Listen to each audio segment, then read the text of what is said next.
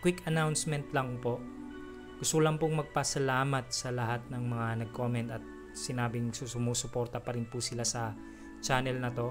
At dahil po sa inyo, napag-isipan ko na ituloy pa rin ang laban.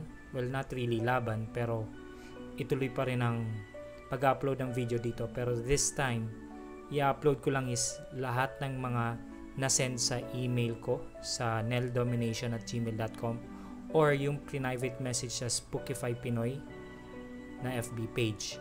Yun lang po lamang ang aking inanarrate na dito sa channel na to.